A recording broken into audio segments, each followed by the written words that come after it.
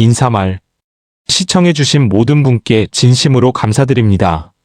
이케다 다이사쿠 선생님은 불법의 목적은 경애를 바꾸는 데 있다라고 말씀하셨고, 또한 어서를 펼치는 것은 경애를 펼치는 것이다라고 강조하셨습니다.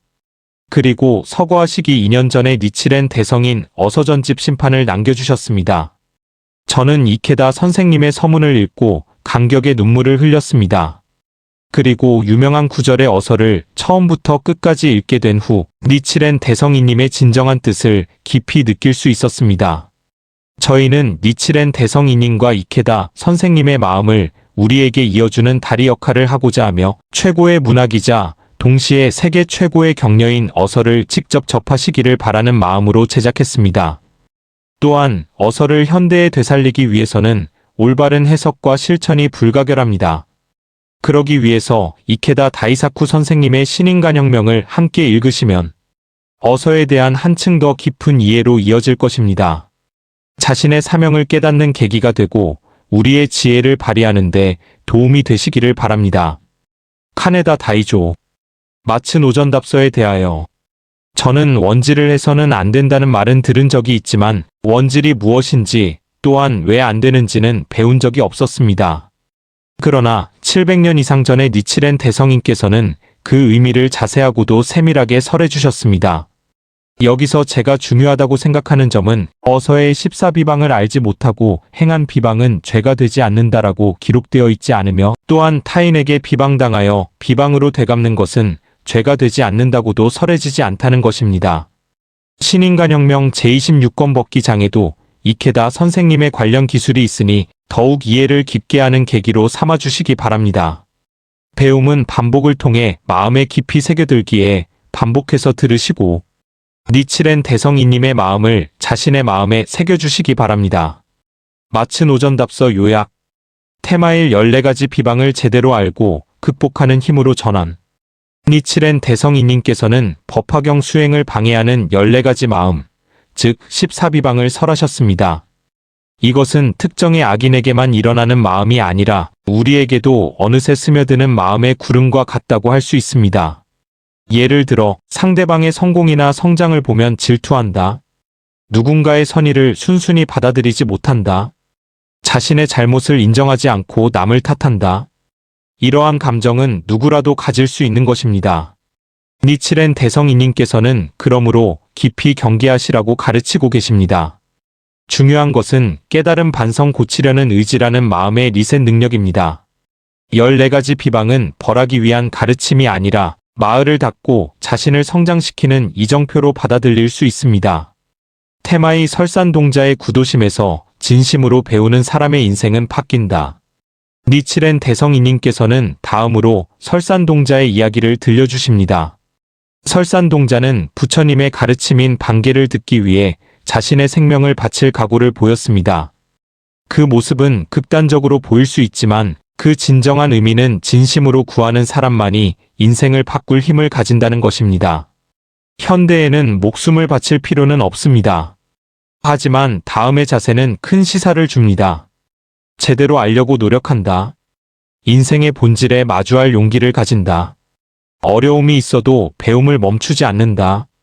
설산동자의 구도심이 의미하는 것은 인생에서 소중한 것을 진심으로 구하는 자세입니다. 중도한파로는 아무것도 바뀌지 않는다는 엄격하면서도 따뜻한 격려가 여기에 있는 것입니다.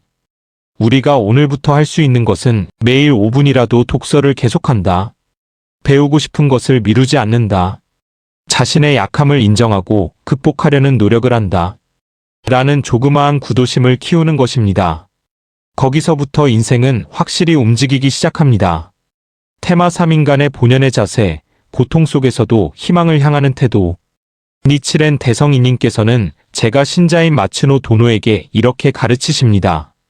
괴로울 때에는 다음 생의 괴로움은 더욱 깊다고 생각하라. 기쁠 때에는 이 세상의 기쁨은 일순간의 꿈속의 꿈이라는 것을 알아라. 어떤 때라도 남묘오랭개쿄를 불러가시라. 이 가르침은 현대를 사는 우리에게 놀라울 정도로 딱 들어맞습니다. 괴로울 때 사람들은 곧잘 왜 나만이라고 생각하기 쉽습니다. 그러나 대성인께서는 지금의 괴로움은 당신을 강하게 만드는 크나큰 기회라고 생각하라고 격려하십니다. 이러한 시각을 가지는 것만으로도 고뇌를 받아들이는 생각이 달라집니다. 기쁠 때 사람들은 성공하면 자만해지고 방심을 합니다.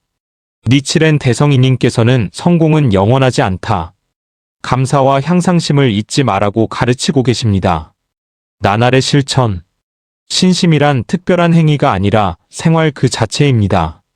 괴로울 때도 바쁠 때도 기쁠 때도 남묘오랭개쿄라고 제목을 올리고 마음을 다스려 자기 자신과 성실히 마주한다. 그렇게 쌓아 올린 마음의 재물이 인생의 마지막에 묘각의 세계를 보는 경애를 여는 것입니다. 현대를 사는 세 가지 지혜. 1. 14가지 비방을 아는 것은 자신의 마음을 아는 것. 인간의 나약함을 직시하며 개선하기 위한 거울. 2. 설산동자에게 배우는 진심으로 배우는 것의 힘. 진심으로 갈구하는 자세야말로 인생을 바꾸는 원동력. 3.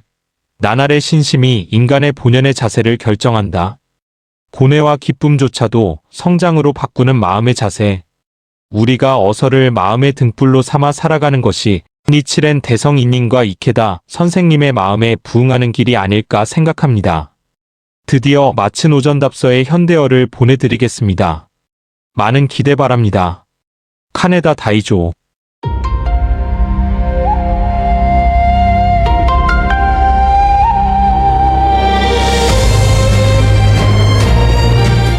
마친 오전답서 현대어.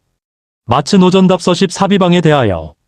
건지 2년 1276년 12월 9일 니칠엔 대성인 55세. 마치노 로쿠로자에몬. 보내주신 돈 한 꾸러미와 흰쌀 한 가마니 하얀 옷 한 벌을 감사히 잘 받았습니다. 원래 이 산은 남쪽으로는 들과 산이 끝없이 펼쳐져 100리 이상 이어져 있고 북쪽으로는 미노부산이 우뚝 솟아 그 끝이 시라네 가타케로 이어집니다. 서쪽으로는 시치멘이라 불리는 산이 험하게 솟아 1년 내내 눈이 그치지 않으며 사람이 사는 집은 한 채도 없습니다. 혹시 누가 찾아와도 마치 나무를 타는 원숭이처럼 아주 잠시도 머물지 않고 곧바로 돌아가 버리는 것이 참으로 안타깝기 그지없습니다. 동쪽으로는 후지강이 가득히 흘러 마치 흐르는 모래의 파도와 같아 건너는 것도 쉽지 않습니다.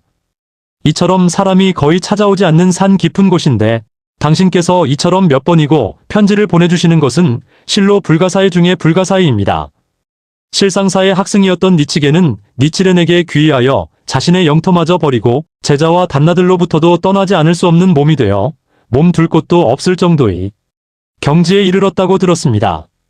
그러한 경지에도 불구하고 니칠엔의 거처를 방문하고 또한 미노부의 중승들까지 깊이 배려해 주시는 것은 진실한 신앙심을 가진 분이며 실로 성인이라고 부를 만한 분입니다. 원래 그는 견줄 자가 없을 만큼 뛰어난 학생이었습니다. 그럼에도 불구하고 세속적인 명성이나 이익을 버리고 저의 제자가 되어 스스로의 신명까지도 돌보지 않고 수행을 실천하며 부처님의 은혜에 보답하고자 다른 사람들에게까지 가르침을 설파하고 게다가 이처럼 공양까지 보내주시다니 실로 불가사의한 일입니다. 부처님은 말법 시대에는 개와 같은 승려와 비구니가 항아강의 모래수만큼 나타날 것이라고 설하셨습니다. 그 의미는 말법의 승려와 비구니는 명성이나 이익에 집착하여 겉모습은 승복을 입은 승려의 모습을 하고 있지만 마음속에는 사악한 생각의 칼을 품고 다른 승려나 비구니가 자신의 단가에 가까이 오지 못하도록 온갖 악담과 중상을 퍼부어 방해한다는 것입니다. 이는 마치 다른 승려를 물어뜯고 쫓아내는 모습과 같습니다. 이러한 승려와 비구니는 모두 반드시 악도에 떨어질 존재입니다. 그것은 마치 개가 먼저 남의 집에 가서 먹을 것을 얻었을 때 나중에 온 개에게 화를 내며 지저대고 다투어 먹이를 서로 빼앗아 먹는 것과 같습니다. 이러한 승려와 비구니는 모두 악도에 떨어질 존재입니다. 이에 비해 이 학승 니치게는 불경을 배우는 자로서 이 가르침을 보셨던 것인지 특별히 승려들을 방문하고 사려 깊게 대해주시는 것은 정말로 감사하게 느끼고 있습니다. 어서에는 이렇게 기록되어 있습니다. 이 법화경을 수지하고 나서부터 퇴전함이 없이 10여 시와 자하계를 읽고 남묘오랜 개쿄라고 제목을 올리고 있습니다. 다만 궁금한 것은 성인이 올리시는 제목의 공덕과 저희가 올리는 제목의 공덕 사이에는 어떠한 차이가 있는 것인지요? 이 질문에 대한 대답은 거기에는 조금의 차별도 결코 없습니다. 다만 만약 이경의 정신에 반한 창제라면 공덕의 차이가 생기는 것입니다. 그 이유는 어리석은 사람이 가진 금이나 현명한 사람이 가진 금이나 가치 그 자체에는 차이가 없는 것과 마찬가지로, 또한 어리석은 사람이 밝힌 불이나 현명한 사람이 밝힌 불이나 타오르는 힘에 차이가 없는 것과 같습니다. 남묘오랜 개교의 공덕에도 본래 차별은 없습니다. 다만 법화경의 가르침에 마음에 반한 창제라면 그 공덕에 차이가 생기는 것입니다. 법화경의 수행에는 여러 가지 단계가 있습니다. 그 대략적인 부분을 말씀드리자면 기제오권에는 이렇게 기록되어 있습니다. 악의 종류를 명확히 하는 것은 이 문장에서는 설해져 있는 것과 설해져 있지 않은 것이 있다. 어떤 사람은 이것을 나누어 말하기를 먼저 악의 원인을 들고 다음에 악의 결과를 서술하고 있다. 악의 원인에는 이하의 14가지 종류가 있다. 1. 자만한 마음. 2. 게으른 마음. 3. 자신에게 집착하는 마음. 4. 얕은 이해. 5. 욕심에 사로잡힌 마음. 6. 이해하려 하지 않는 마음. 7. 믿지 않는 마음. 8. 얼굴을 찡그리며 미움을 나타내는 것. 9. 의심하는 마음. 10. 불법을 비방하는 것. 11. 선을 가볍게 여기는 것. 12. 선을 미워하는 것. 13. 선을 질투하는 것. 14. 선을 원망하는 것. 이 14가지 비방은 제가자든 출가자든 누구에게나 해당되는 것입니다. 실로 두려운 일이며 깊이 경계해야 할 일입니다. 과거의 불경보살은 모든 사람에게는 불성이 있다. 법화경을 수지하면 반드시 성불할 수 있다. 그러므로 사람을 경시하는 것은 곧 부처를 경시하는 것이 된다라고 설하며 예배 수행을 실천했습니다. 법화경을 수지하지 않은 사람에게조차 이 사람도 언젠가 법화경을 수지할지 모른다. 그 사람에게도 불성이 있다라고 하며 똑같이 예배를 드렸습니다. 이 경의 제사권에는 이렇게 설해져 있습니다. 제가자든 출가자든 법화경을 수지하고 설하는 자를 비록 한마디라도 비방하는 일이 있다면 그 죄는 석가부처를 일겁에 걸쳐 비방한 죄보다도 무겁다라고. 또한 그것이 진실이든 혹은 진실이 아니든이라고까지 설해져 있습니다. 이러한 가르침에 비추어 생각할 때 설령 어떤 일이 있어도 법화경을 믿고 실천하고 있는 사람을 서로 비방해서는 안 됩니다. 그 이유는 법화경을 수지하는 자는 반드시 모두 부처가 될 존재이기 때문입니다. 부처가 될 사람을 비방하는 것은 그대로 부처를 비방하는 죄가 되는 것입니다. 이처럼 마음 깊이 깨닫고 창제하는 제목의 공덕은 석존의 공덕과 전혀 다르지 않습니다. 경전에는 아비지옥의 괴로움도 모두 부처의 경애에 포함되며 비로자나불의 몸과 국토도 범부의 일념을 뛰어넘는 것이 아니로다라고 설해져 있습니다. 14가지 비방의 마음에 대해서는 경문에 따라 헤아려야 할 것입니다. 이처럼 법문을 물어보시는 것은 실로 후세를 염원하고 계신 분입니다. 경전에는 능히 이 법을 듣는 자는 이 또한 얻기 어렵도다라고 설해져 있습니다. 이 경은 올바른 부처님의 사자가 세상에 나오지 않으면 부처님의 본래의 뜻대로 설하는 것이 어려울 뿐만 아니라 이 경의 의미를 물어 의혹을 풀고 잘 믿는 자 역시 얻기 어렵다고 나타나 있습니다. 설령 아무리 신분이 낮은 사람이라 할지라도 자신보다 조금이라도 지혜가 뛰어난 사람에게는 사양하지 말고 이 경의 의미를 물어 의문을 풀어야 합니다. 그런데 말법의 사람들은 자만이나 집착, 명예나 이익에 사로잡혀 내가 저 사람의 제자가 되다니, 만약 저자에게 가르침을 받으면 남들에게 가볍게 보이지 않을까라고 항상 악한 마음에 머물러 결국에는 악도에 떨어지는 것입니다. 법사품에는 80억 겁이라는 오랜 시간 동안 온갖 보물을 다하여 부처님을 공양하는 공덕보다도 법화경을 설하는 승려를 공양하고 후에 아주 잠시라도 이 경의 법문을 듣는다면 나는 큰 이익과 공덕을 얻는다고 기뻐해야 한다. 라고 설해져 있습니다.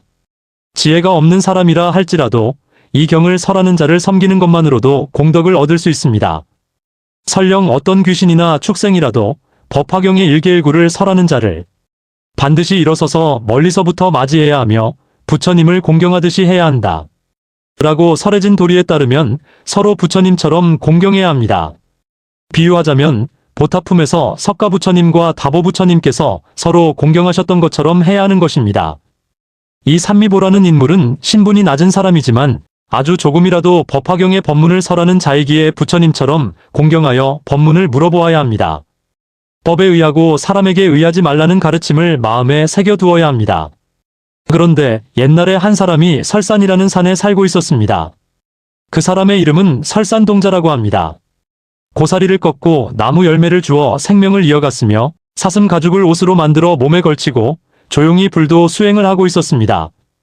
설산동자가 생각거늘 자세히 세상을 관찰해보면 생사는 무상의 이치이므로 태어난 자는 반드시 죽는다.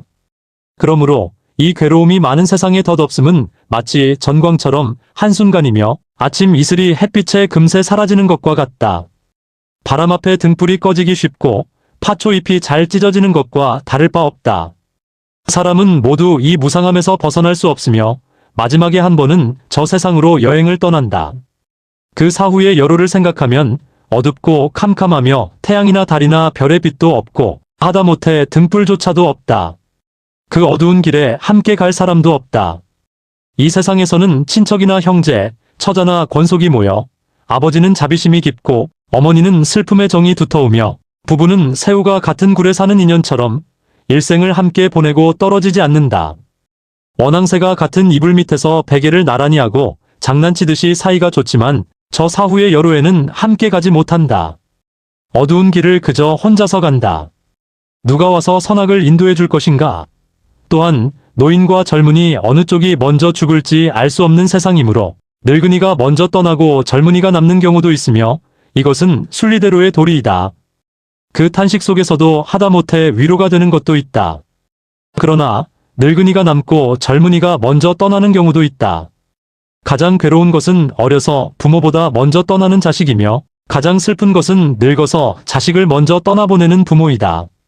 이처럼 생사는 무상하며 노인과 젊은이 어느 쪽이 먼저 죽을지 알 수 없는 세상은 덧없는데도 사람들은 밤낮으로 현세 이익을 위한 행동에만 전념하고 부처님을 공경하지 않고 법을 믿지 않으며 수행도 지혜도 없이 헛되이 나날을 보내고 있다.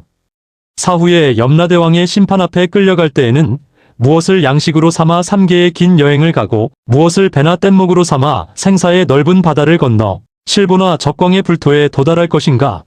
라고 생각했습니다. 미혹의 인생은 꿈, 깨달음에 눈뜬 인생이야말로 현실. 그렇다면 이 꿈과 같은 괴로운 세상을 버리고 깨달음의 현실을 구하자라고 생각하고 설산 깊은 곳에서 관념의 자리에서 망상이나 미혹을 떨쳐버리고 오직 한결같이 불법을 구하고 있었습니다. 그 모습을 제석천이 멀리 하늘에서 내려다보고 생각하기를 물고기의 알은 많지만 물고기가 되는 것은 적고 암나수의 꽃은 많이 피지만 열매를 맺는 것은 적다. 사람 또한 마찬가지이다. 보리심을 일으키는 사람은 많지만 퇴전하지 않고 진실한 길에 들어가는 사람은 적다. 모든 범부의 보리심은 많은 악연에 미혹되어 무슨 일에 부딪힐 때마다 변하기 쉽다. 갑옷을 입은 병사는 많으나 전쟁의 두려움을 품지 않는 자는 적다. 이 사람의 뜻을 시험해보자라고 생각하고 제석천은 귀신의 모습으로 둔갑하여 동자 곁에 섰습니다. 그때는 부처님께서 세상에 계시지 않았으므로 설산동자는 아무리 대승경을 구하려 해도 들을 수 없었습니다. 어느 날 재행은 무상하다. 이것이 생멸의 법이다라는 소리가 희미하게 들려왔습니다. 동자는 놀라서 사방을 둘러보았으나 사람의 모습은 어디에도 없었습니다. 오직 귀신이 가까이 다가와 서 있었습니다. 그 모습은 험하고 무서우며 머리카락은 불꽃처럼 솟아있고 입에 있는 칼처럼 날카로우며 눈을 부릅뜨고 설산동자를 지켜보고 있었습니다. 그러나 동자는 그것을 보고도 두려워하지 않고 오직 불법을 들을 수 있다는 것을 기뻐하며 이상하게도 여기지 않았습니다.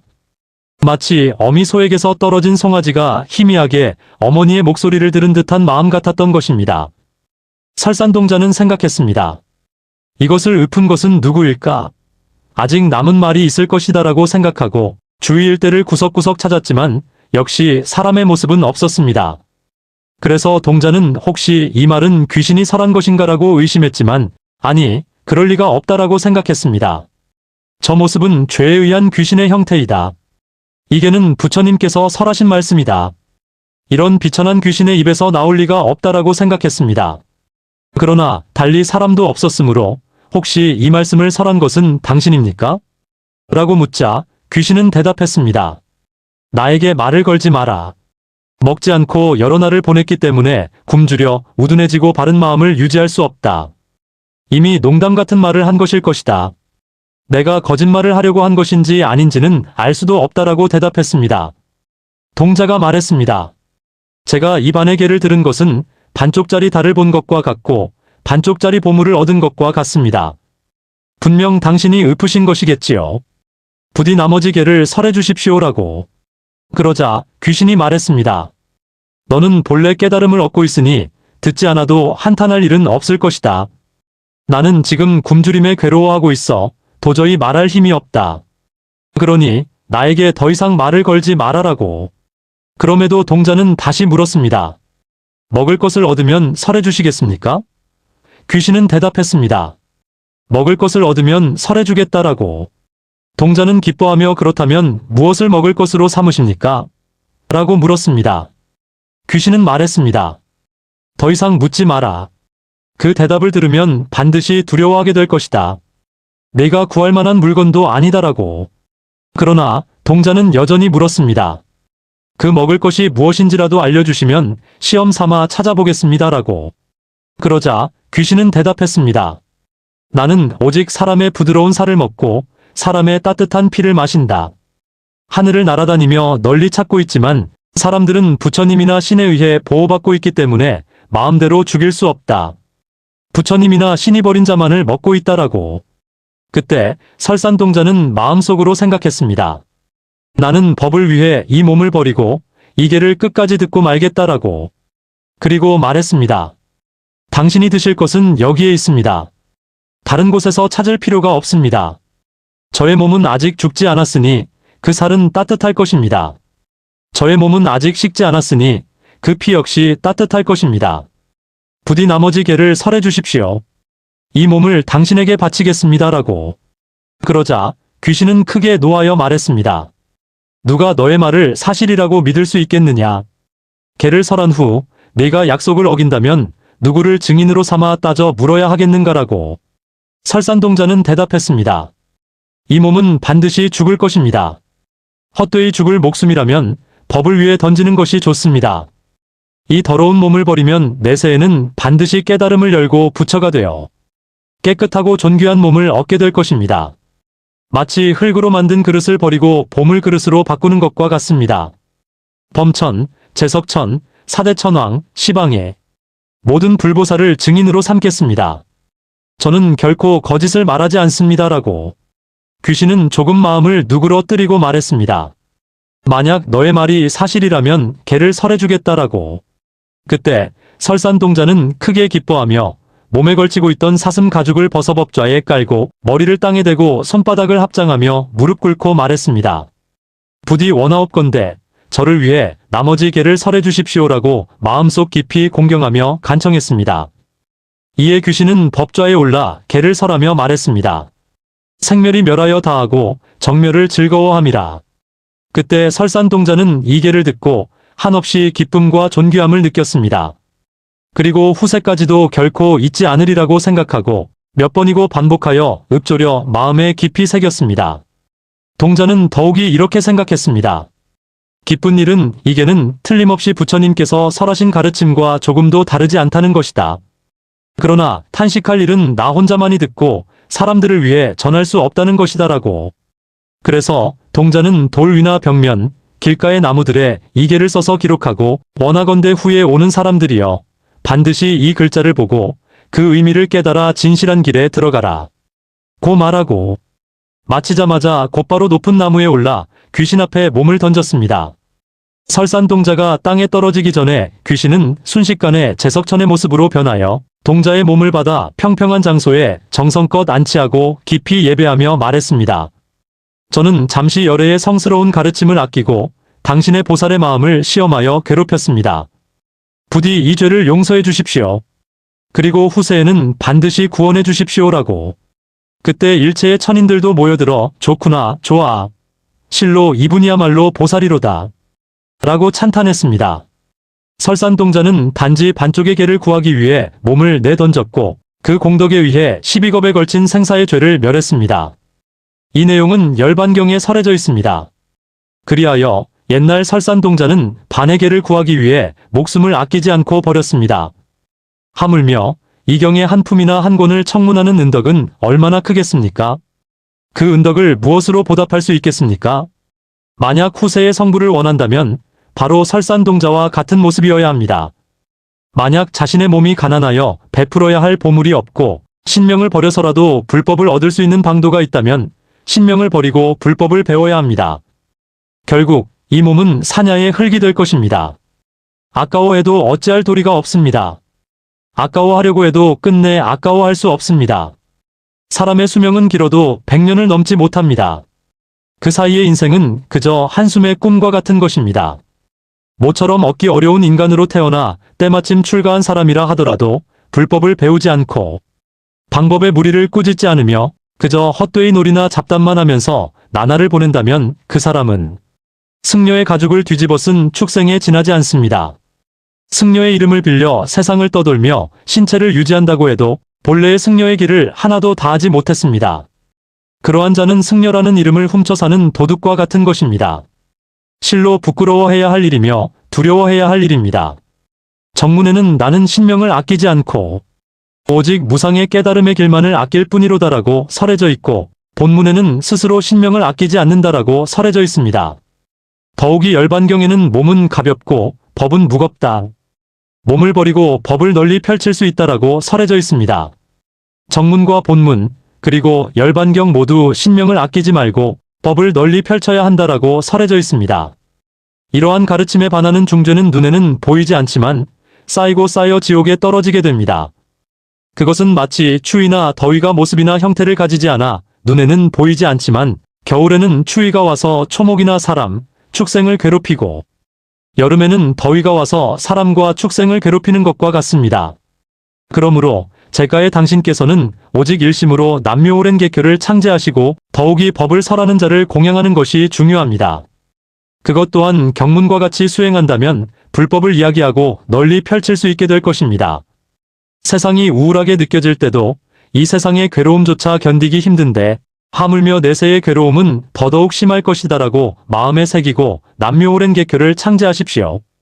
또한 기쁜 일이 있을 때도 이 세상의 기쁨은 꿈속의 꿈에 지나지 않으며 영산정토의 기쁨이야말로 진실한 기쁨이다라고 생각하면서 역시 남묘오랜 계교를 창제하십시오. 이처럼 퇴전 없이 수행을 계속하여 최후의 임종의 때를 맞이하여 보십시오. 그때 묘각의 산에 힘껏 올라 사방을 둘러본다면 얼마나 멋진 일일지요. 그곳은 법계의 적광토이며 대지는 유리로 이루어지고 황금 밧줄로 8가지 길이 나뉘어져 있습니다. 하늘에서는 4종류의 꽃이 흩날리고 허공에는 음악이 울려 퍼지며 모든 부처님과 보살들은 상나가정의 바람에 산들거리며 즐거움을 맛보고 계십니다. 우리도 그 대열에 합류하여 유희하며 즐거워할 때가 이미 가까워지고 있습니다. 그러나 신심이 약해서는 이러한 훌륭한 세계에 도달할 수 없습니다. 도달할 수 없습니다. 절대로 갈 수 없습니다. 의문이 있다면 다시 몇 번이라도 물어보십시오. 부디 간절히 소중하게 받아들이십시오. 그건지 2년 병자 1276년 12월 9일 마츠노전답서 니치렌 카오 마츠노전답서 현대어를 시청해주셔서 감사합니다.